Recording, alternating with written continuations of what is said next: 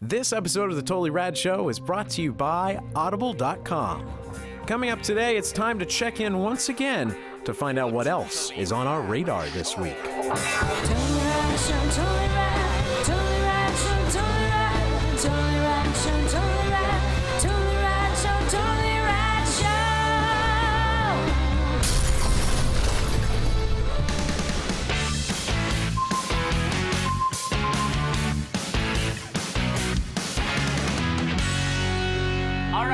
We are back with On My Radar. It's sort of our opportunity to kind of touch base with a few things that might be spinning around in our proverbial heads that might not fit into what we're covering on the show. So I want to start with you, Daniel Trachtenberg. What, my friend, pray tell, has been on your radar? I'm playing a lot of fun video games of the past few weeks. So say we all. Yes.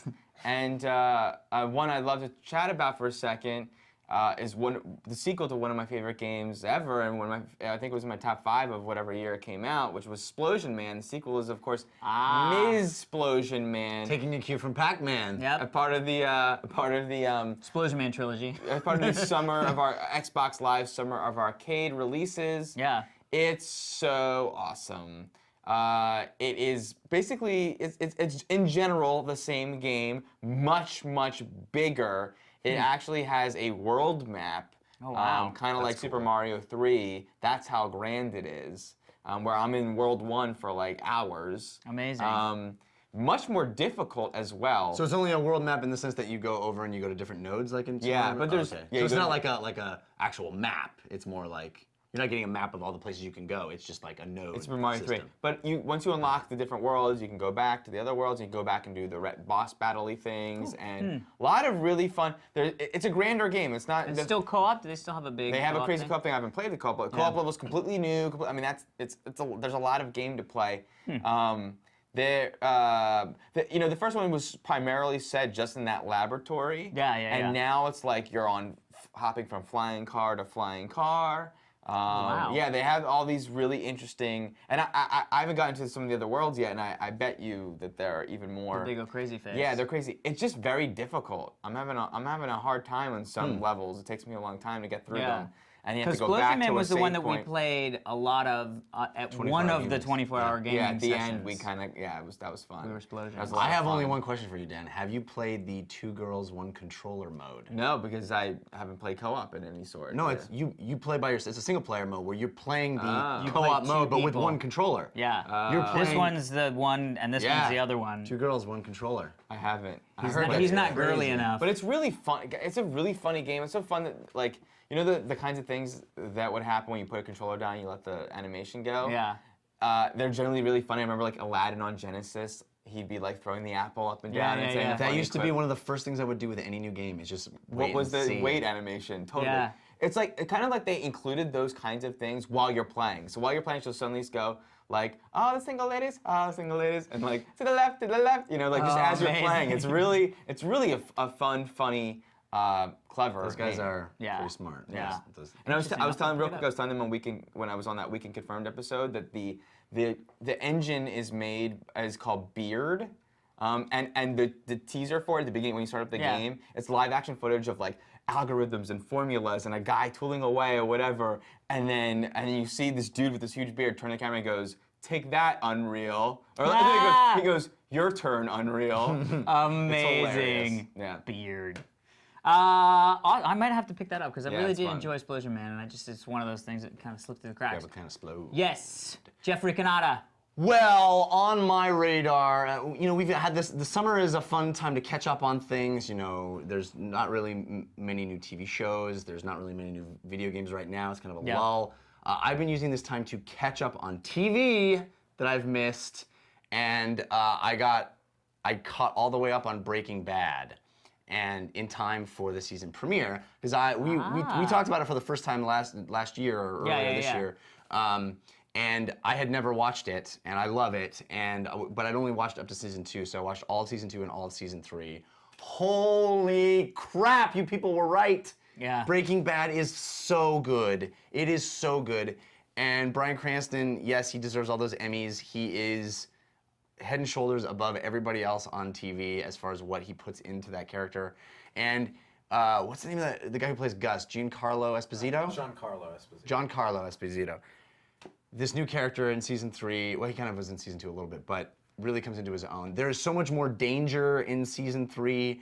It really amps up and becomes very much like a show I haven't mentioned nearly enough recently. The Shield? best show of all time. Oh, Lord. The Shield. It has that same shades of gray morality, guys stuck in untenable situations that we care about, that there's really no way for them to get out of, and seeing them squirm, and how the hell is they're gonna get out of it. Smart writing, crisp writing, beautiful scenes. They've done more experimentation with this sort of before the credits cold opens that they do, where now they're kind of going back in time and messing with time, and we see like a young Professor White and his wife moving into their house, for example.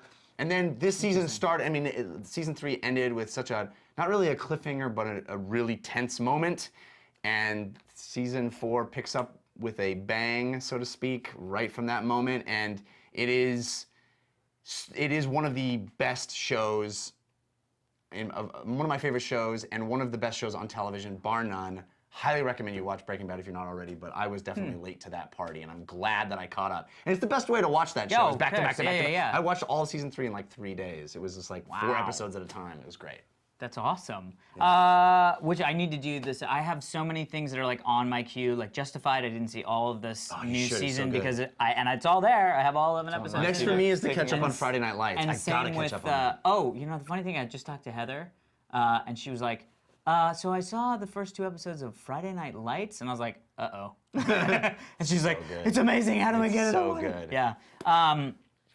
Well, I'm actually going to kind of do the same thing that you did, loop back a little bit on something that we kind of covered on the show, just sort of barely. I did play it at the time, but now have kind of, I just came back from Europe a couple weeks ago, and my European trip could be called the trip of sword and poker, because You're playing Sword and Poker 2 or the first one? The first one. You know, I had sort of a hard problem. It's an iPhone game, a portable game called Sword and Poker, which is essentially a puzzle game based on poker.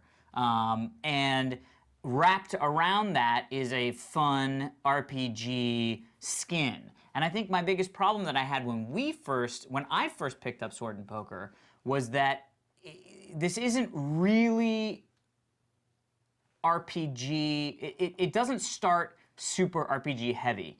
It gets very RPG. It gets deep in the RPG, but because it didn't start RPG and it was sort of like, this is an RPG where you play this thing, but there's really only sort of one little kind of RPG element at the top. But as you play through the levels, it becomes more and more layers of RPG. You know, you get shields, you get magic, you get these weapons that have effects based on what you do, and you get other skills when you defeat monsters, and I have just been having a blast. I'm like on level 25 or something. You know, it's interesting been amazing. I get the sense, especially in the iOS game market, that a lot of games become really disposable or sort of flavors of the month, and so much new content is being put out on that platform constantly that people are always playing, oh, I got a new iOS game, Yeah. It's interesting to go back to something that you liked that's a little older. Yeah, and you really, I mean, for me, I hadn't even gotten a shield, so I was sort of like really early on in the game when we had first talked about it. And I just was in Europe, and I was like, I'm not going to download anything because that European data plan would be ridiculous. But I want to play something, and so I just Sword and Poker, I guess. And then when I started really getting into it, oh man, it has been a real fun thing. And there's some really great iOS games that have just come out. There's a really cool RPG one. I can't remember what it's called. Sort of a dungeon crawler type game. But I'm sure we'll be talking about our, iPhone games and iOS games and portable games later. But I did want to loop back around for that. Yeah, I love. Well, it sounds like good things on the radar, as it were. And so that is it for On the Radar. We will see you later. All right, everybody, be sure to stick around for This Day in Rad History. But first, we want to thank our sponsor, Jeff Kanata, big fan of book faces. I love book faces, but I don't judge a book by its face. Nor should you. I love reading books, but oftentimes I don't have enough time to sit down and get absorbed in a book. Yeah. You guys saw my radar Yeah. this week. What's really on my radar is the new Game of Thrones book, the new Song of Ice and Fire book, A Dance with Dragons. It is on Audible. It is a wonderful audiobook experience. Roy Dotrice is the reader. I can't recommend that enough. And Audible.com is the best place to hear it. They have over 75,000 titles. It is the place to get digital audio books. You can get them downloaded to your iPod or any MP3 player. You can play it back anywhere, anytime. You can pick books from any genre. I love fantasy, science fiction stuff, but they have everything. They even have nonfiction, tons of stuff that you can multitask and be doing other things and listening to audiobooks. It's great. Go to audiblepodcast.com/totallyrad to get your free audiobooks. So there's no reason not to try it, because you can try it for free by going to audiblepodcast.com/totallyrad. Sign up today. Get a free book. Get a free book.